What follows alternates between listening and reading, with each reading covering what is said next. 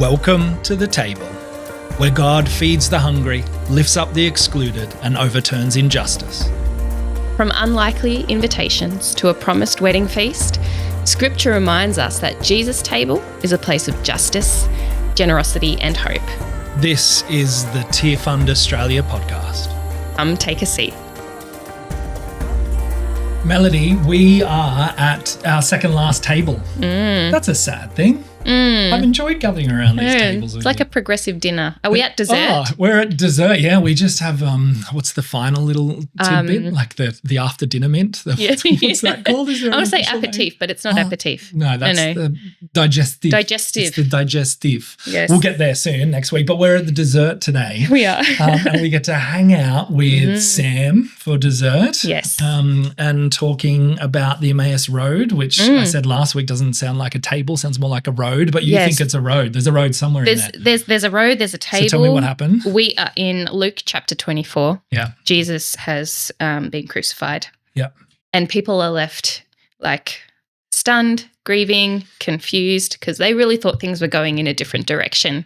Expectations have not been met. Yeah. And so we join these two disciples walking along the road to Emmaus. They're talking about everything that's happened. Yeah. And someone comes along and joins them as they go. And he's like, what's going on, guys? Someone. Doing bunny ears, inverted commas here. Someone joins them. Why, what's going on? And they're like, haven't you heard? It's a great passage. Have a read. Yeah. But they go along, they talk about what's been happening. Yeah. And then they meet with others. They end up at a table. And bread is broken. And at that point, their eyes are opened and they realize that the person that joined them on the road was Jesus. Yeah. And they have this moment where they're like, hold on a minute. They say, weren't our hearts burning within us? And so we're talking about how the table can be this place where our eyes are opened. Wow. Where revelation happens and things are illuminated. So good. Tell us who we're talking to today. Yeah, so we're going to be hanging out at that table of illumination with Sam Fagan. I got to hang out at Sam's actual table this year, which was lovely up in Sydney. He has a beautiful little home and family, and I got to hang out with him and some of his crew. It was really wonderful. Sam Fagan, for those who haven't met him, is on the team of Tearfund Australia. His role is advocacy and church engagement. He works with a great team of people that support the Australian church and walk alongside them and helps them consider how our faith informs justice and the kinds of responses to brokenness in our world that helps us turn things around. Sam connects with lots of supporters and churches and pastors around the country. He has a passion for theology and philosophy, is married with a 2-year-old, and they're based in Sydney. Shall we go and hear from your interview with Sam? Yep. Let's do it. Well, it's good to have you with us. We are talking about the table, the tables of life and the tables of Scripture. Theology and philosophy is definitely like a table worthy, something to bring to the table, have those really meaty discussions around. And you strike me as someone who is always up for those kinds of conversations, and even better if they're happening around a table with maybe a bit of a feast or some good wine and bread and something like that. And actually, in your reflection in this series, you've shared a little bit about a table that was particularly significant for you. Can you share about that with us? Yeah, I'd love to. This was such a nice exercise to reflect on a time in my life where I stumbled into a group and sat around a table regularly and shared in the kind of meals and conversations that I guess shape you and stay with you. And the table that I reflected on definitely to this day is still impacting the way that I eat, the way that I have conversation with people around a table, the way that I connect, and also the way that I view hospitality and the potential that hospitality has in our lives to change us and change those that are sitting around the table with us. And so I was thinking about an older couple at my church that had started a dinner they called family dinner And they just began identifying, finding within the church community and beyond, actually. Lots of people didn't come to church. And they found all these young adults who were mostly migrants, had come to Australia to study or to pursue their dreams. And yet they were without family and a place to connect and a regular home cooked meal. And so this couple invited them and me to come to this dinner, and they hosted every other Wednesday in their home.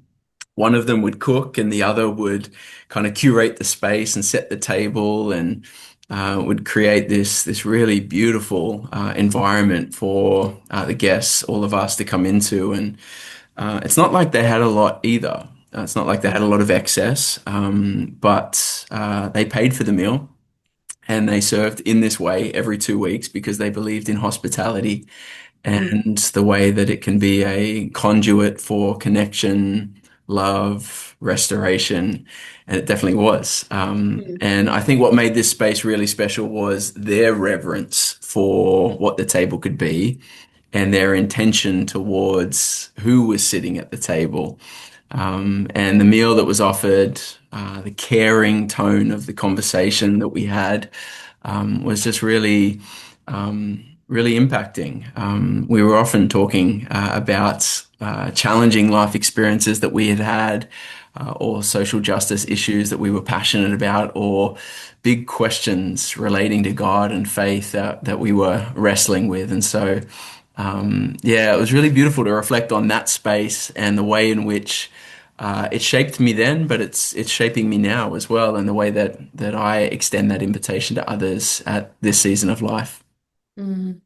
Yeah, the other thing about the table that comes to mind now is that they were really intentional as well about the people that we had sharing, and they would often invite a guest, or they would often ask somebody around the table to kind of lead a moment after dinner, a reflection, a Bible study, read some poetry, or if they were an artist or a musician, sing a song that they'd written. Really intentional about creating that kind of space for everyone's voice or story or passion to be shared, to be expressed, and to kind of be offered to the group in a way that was really powerful. And so, yeah, so many of those moments, those conversations after dinner as we sat around the lounge room, there were ideas, questions, there were perspectives that I hadn't grown up with myself. And so it became this place or this experience of real expansion of my worldview, expansion of the way that I thought about my Christian faith, expansion of the way that I thought about other people who hadn't had the same journey as me. And it really, yeah, developed a sense of empathy and just perspective on life that God was moving in so many other ways to what I had grown up with, or maybe understood up until that point. So I love that you talked about this sense of expansion and the table being a place of revelation and new ideas, or the kind of the busting open of what you've known before, and coming into a sense of something greater. There's this passage that we find in Luke 24, where Jesus is well, we don't know that it's Jesus, or the disciples don't know that it's Jesus, but he's walking with them after his death. And they are grieving, and they are upset. They're confused about what's happened, and they're kind of unpacking it as they walk along this Emmaus Road. And then it's only later around the table that their eyes are open and they realize who was with them, and things start to fall into place. Let's jump into that passage. Tell me what stands out to you. And maybe we can start to draw on some of those threads of how this idea of the table being a place where our eyes are opened, how we're seeing that in this unfold in this scripture. Yeah. I mean, it's a really powerful story, and I see so much of my life in this story, in the different characters and different elements of this story.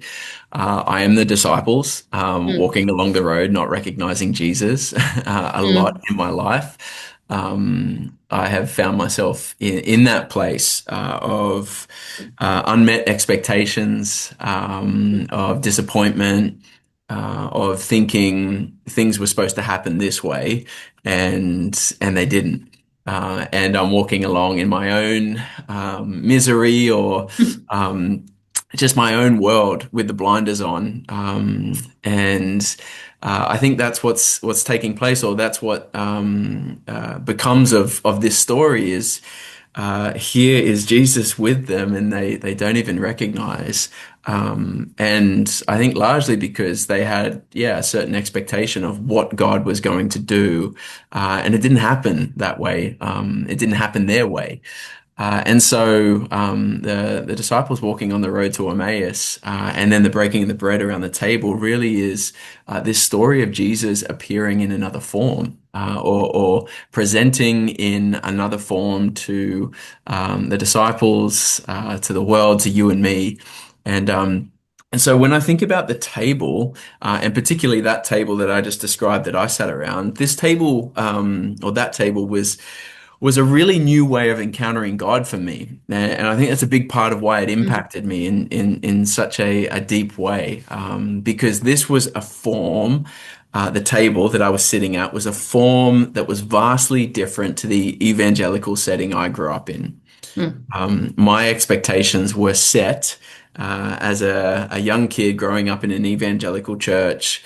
My expectations were to find God in the Sunday service, to find God through the minister and the teaching, the platform, and to sit and receive, or by trying to be really significant and influencing popular culture. They were kind of the ways in which I was expecting to find God and be significant for God.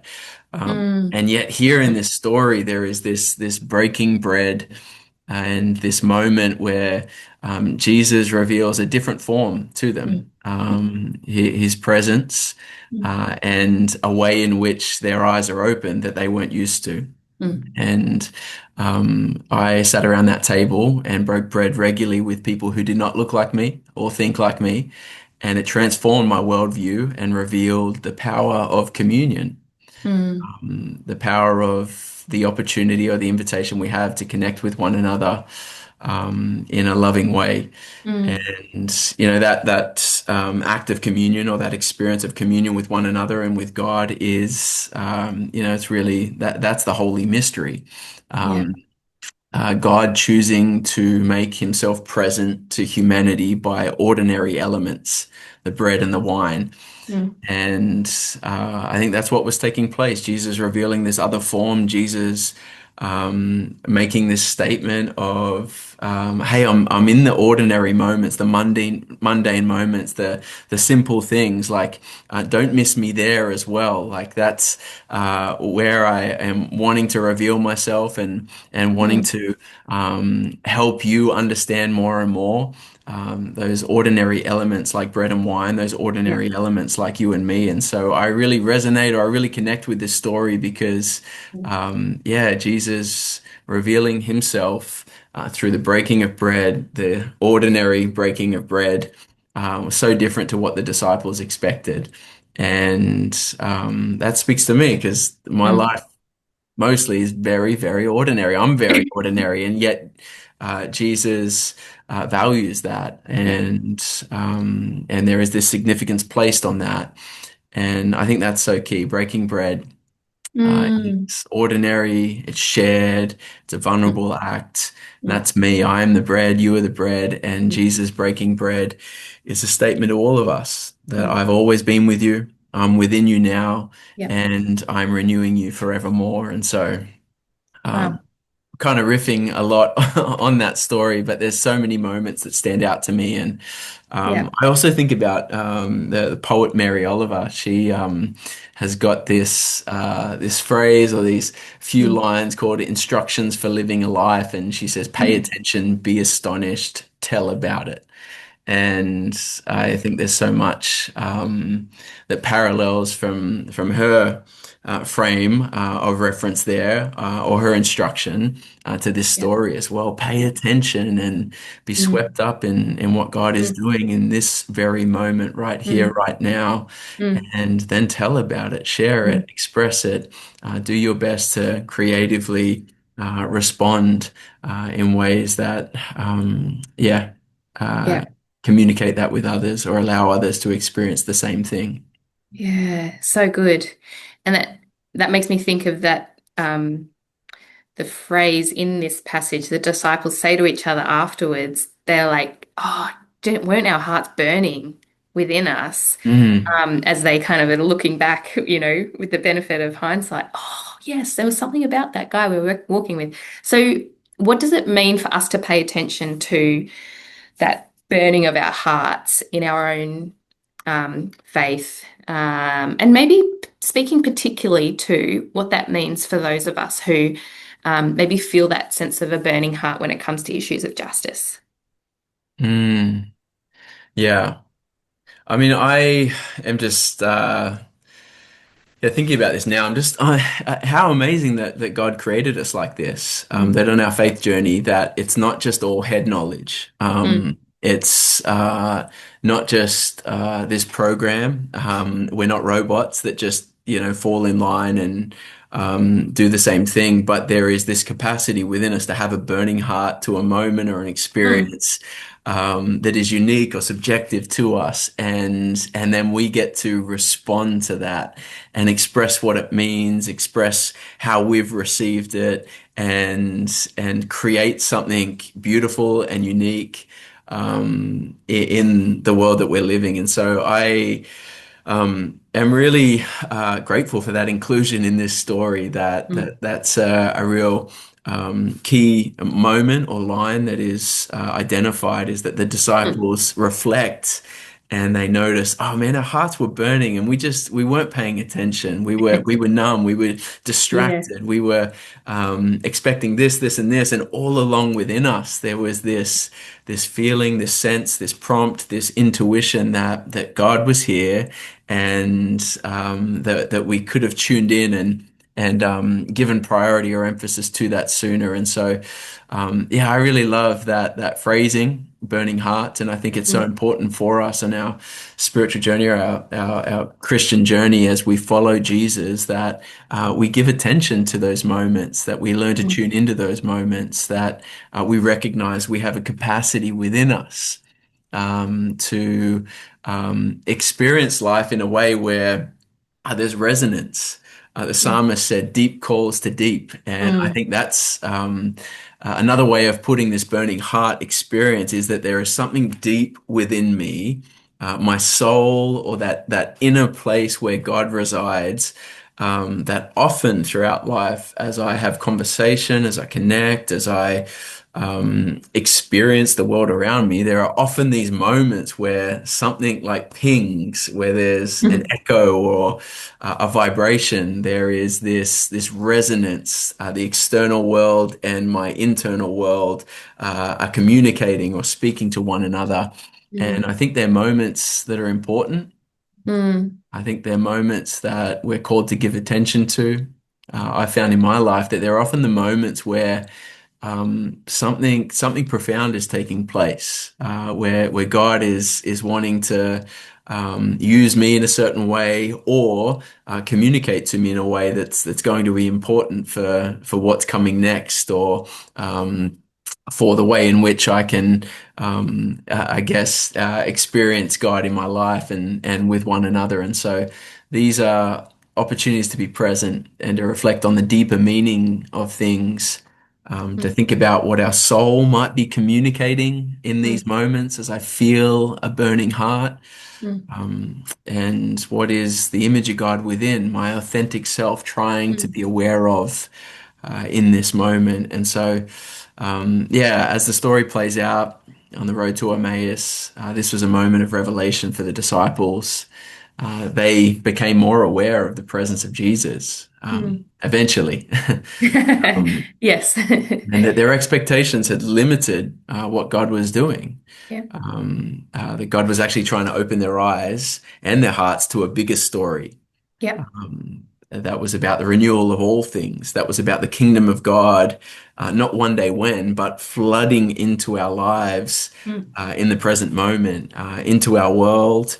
And God was trying to expand or open their eyes to this bigger story, God's love for all of creation. And so, yeah, I think, in terms of people who have this passion for justice or a burning heart for justice, yeah, there are things that we have been wired to care about, and I think those feelings or those responses, those passions that we sense within us, tune into, ask some questions about, trust that intuition that you are sensing, trust that God is in that and leading you towards something that is going to help your life, something that is going to help others' lives, something that is going to reveal God in a more fuller whole picture. Yeah, great. And I think there's coming back to that idea of the table as well. There's a sense in which around the table, you can come close to something and be a little bit more alongside something. It can be hard when we have that burning heart for something that's really distant. And sometimes God will do that. He'll give us a heart for a place or an issue that's just like, how do I even engage with this? And so finding those metaphorical tables that we can draw a little bit nearer to that. And you talk about this in your reflection as well, people sitting together, and there's this sense of like a loving gaze around that, and that being a space for transformation and healing.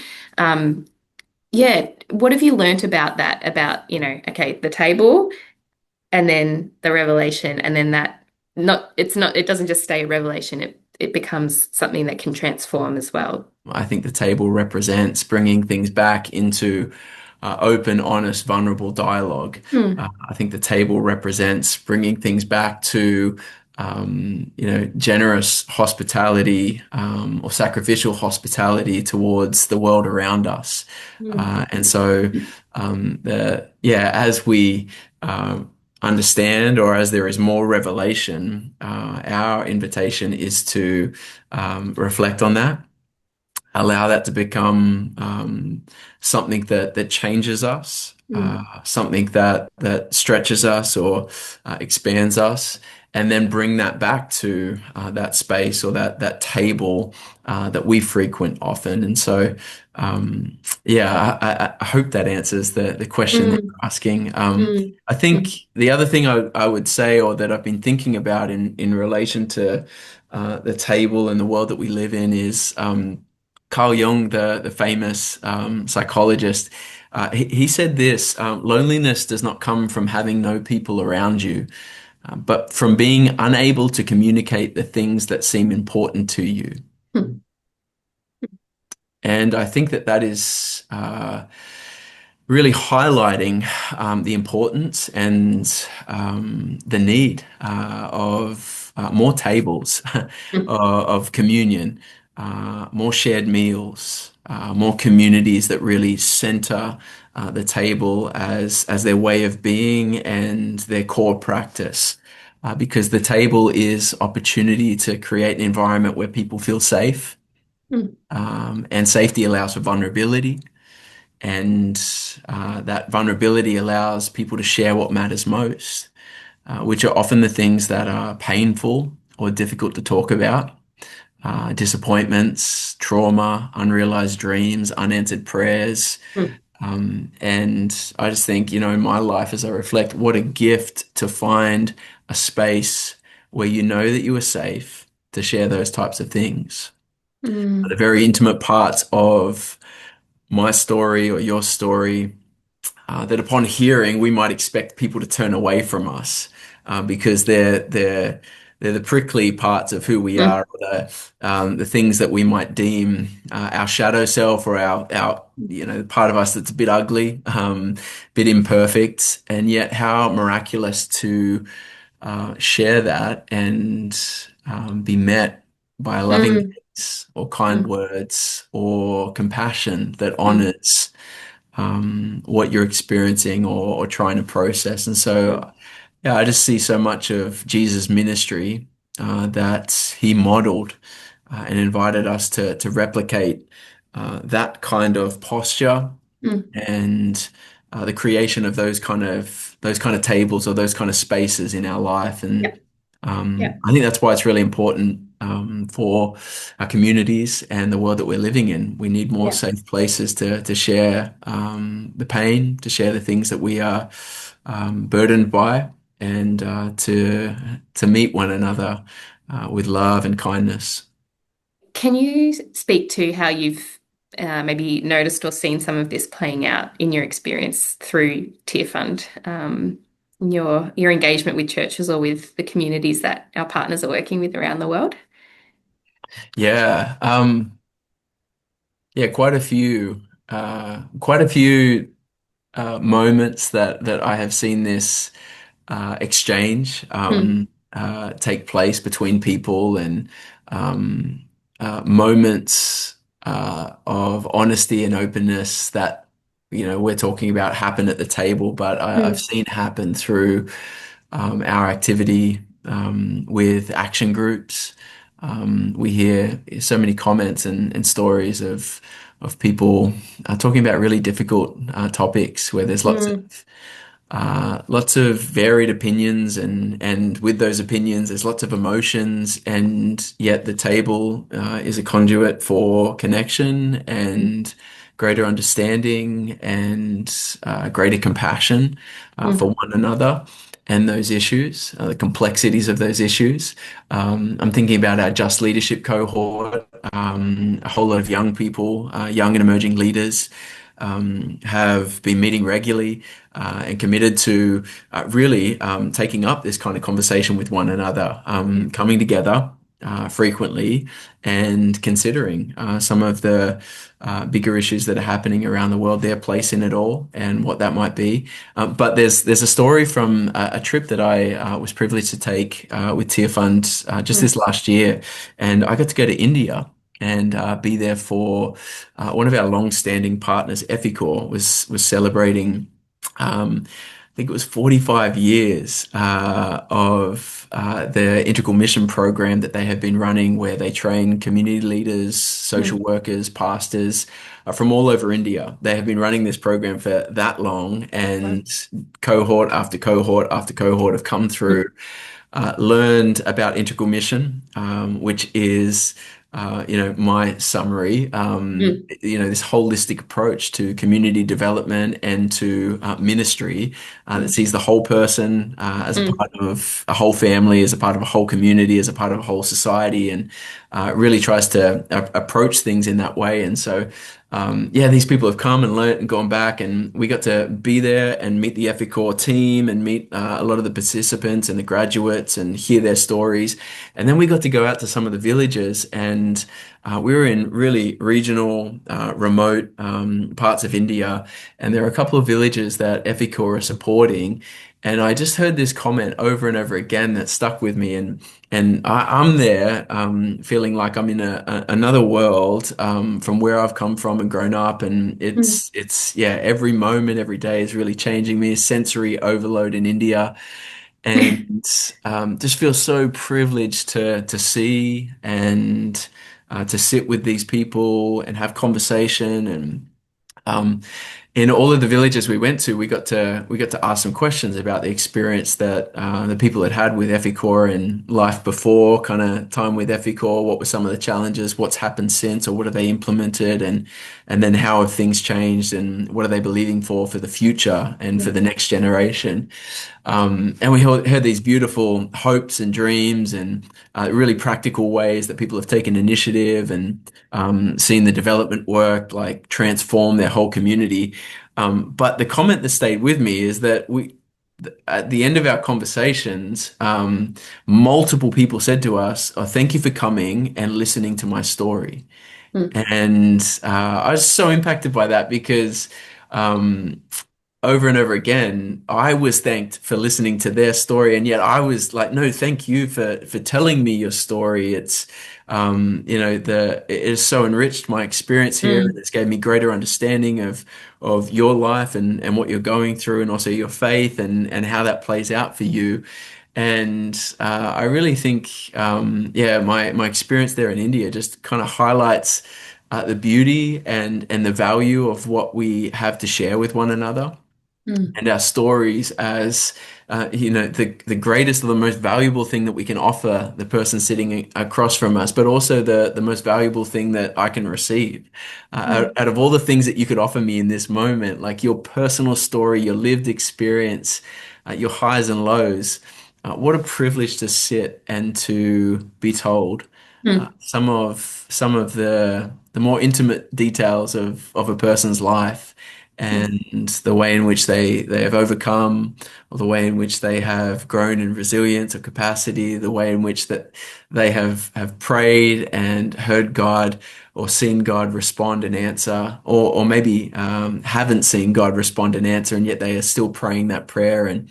And so to be thanked for listening to people's stories in India really felt like, no, you're getting this all wrong. I'm the one who needs to thank you. And I all of that to say, I think that the stories of our partners are often overlooked in popular culture and mass media. mm, And yet there are people in poverty, stuck in systems of power imbalance, corruption, and brokenness, who are not defined by those circumstances, and are telling stories of bravery and love and kindness and joy and generosity and creativity, innovation, and I think that that is a picture of Jesus. mm, It is a picture of the Emmaus Road story, Jesus in mm, another form, mm, to what mm. we're used to, or what we're told to give priority to, or told to pay attention to. Jesus in another form in the Yeah. lives of our partners and their communities, really revealing something so different to our context here in Australia. And so that may be a long-winded answer, but that's what comes to mind when I think about how this plays out, how the table is modeled in and through our work, and Mm, important through the work of our partners. mm. It's a beautiful example. Thank you for sharing that. And I do hope that as people connect with Tearfund, they find, in a sense, Tearfund is that table that they can come around, that they can draw a little bit closer to some of those things that make their hearts burn by listening to the stories of others, and hearing them, and then remembering them in prayer, and letting their stories make a difference to the decisions they might be making day to day, how they understand faith and Jesus and stuff. So it's a great example. Thank you for sharing Mm, that. And we okay. Thanks for asking. extend that thanks to our partners and their communities, all over the place, who are so gracious to share their stories with us.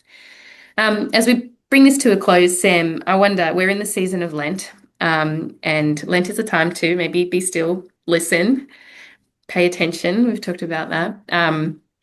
Is there a practice or a posture that you would like to share as a way of encouraging people to maybe go a little bit deeper into some of the things we've talked about today? Yeah. Yeah, yeah. What comes to mind is what I do at my table currently, with my wife and my daughter. When we have dinner, we light a candle, and it's become a little ritual. My daughter loves to kind of like be a part of it with us, and we got a little snuffer as well, so that she could put the candle out. She loves that. But we light a candle before dinner, or as we sit, and it's just become our little ritual or practice.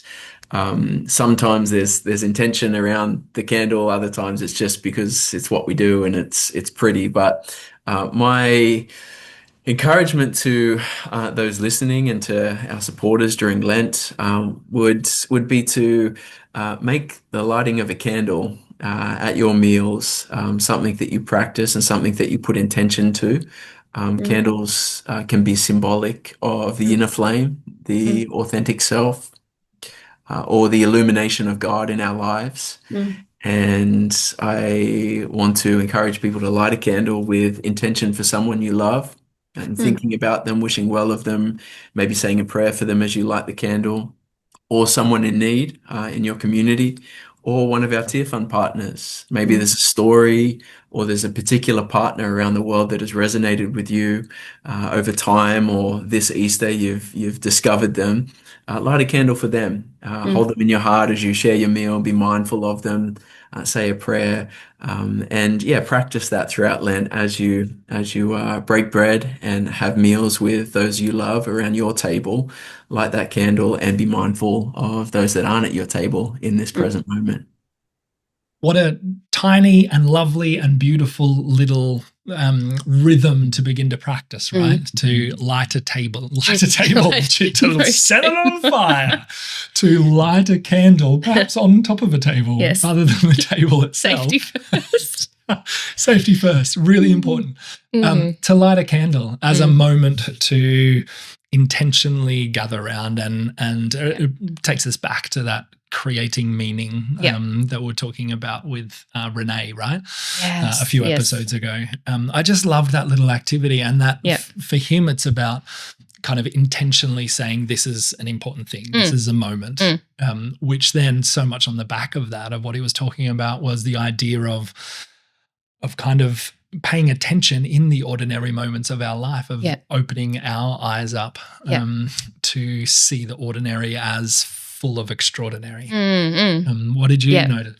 Yeah, that idea of paying attention, it reminds me of a quote from somebody. I'll have to look it up.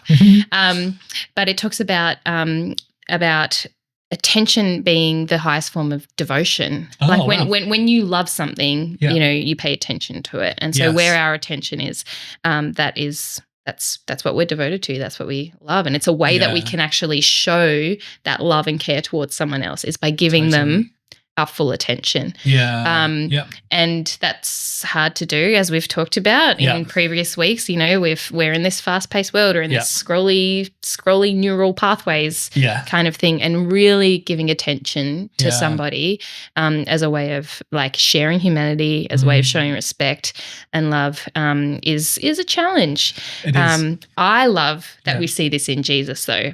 He was so, you have these moments where he's walking through a crowd and he can sense someone touch the edge of his garment. He's on his way somewhere, and the someone is crying out, and people are telling them to be quiet. It's blind Bartimaeus, I think. And Jesus stops what's going on, and he gives his attention. He turns himself, to see that person for who they are. He stops and he listens. He hears their story. He asks them a question. What do you want me to do for you?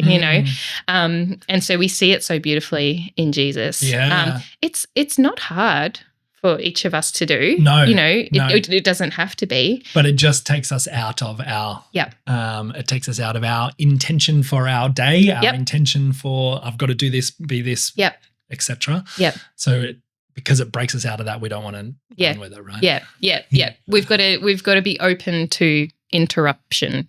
It reminds me as well of the creative process. So much of that, the beginnings of the creative process I talk about with a lot of the people I do workshops with and students, etc., as slowing down in terms of poetry, slowing down to find the fragments of inspiration that are waiting for you. Slowing down and paying attention enough to this world to recognize that a poem is waiting for you, that creativity is waiting for you, that in this context, a moment is waiting for you to take a hold of it and to engage with it, to open your eyes to it, to see it for what it is, that the holy is everywhere, that there are no profane things and sacred things. Everything is sacred. Everything has the potential, if we slow down enough to be present to it, engage with it, then it takes us to a moment where we connect with ourselves, where we connect with God, where we connect with the other person, where we connect with the earth, all four of those relationships.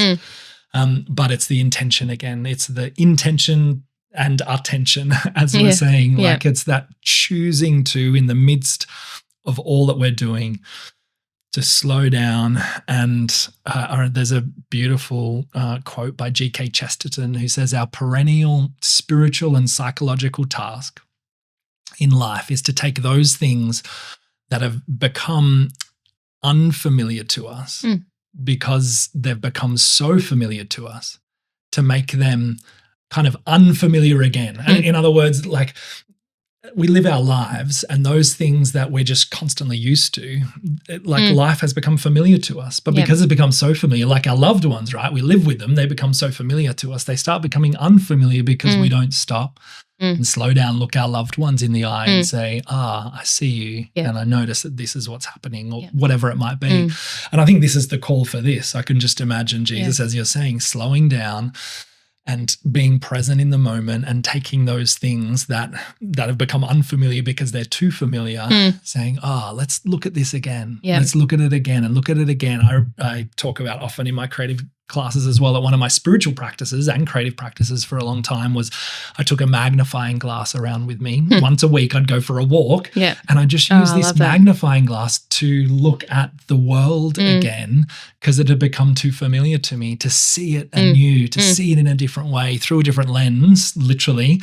And life's like, that's those moments, that became my prayers. It became like, that's where I met God, in those moments where I chose to pay attention and have my eyes opened.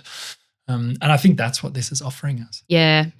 I really liked how Sam shared about his experience of sharing stories, and he was talking about being in India and how good it was for people on both sides of the story sharing experience to share. He was thanked for listening to someone's story, and he was thanking them for sharing their story, but to pay attention to someone else's story, particularly, when it's someone who is coming from a totally different experience or demographic, or he had his own experience around this table with people from very different places. The table itself was hosted by people from a different generation to him, and so hearing stories and not listening with an agenda to get something out of it or to have it be a means to an end, but just listening, hearing the story of someone else. It's a different experience to do that, to just listen for the sake of listening. It's okay if that's all it is. It doesn't have to become a campaign. It doesn't have to become, this or that. Absolutely. And the last thing that I wanted to pick up as well from it was, I loved, I love it, the sense of what we didn't realize, but our hearts were burning within us.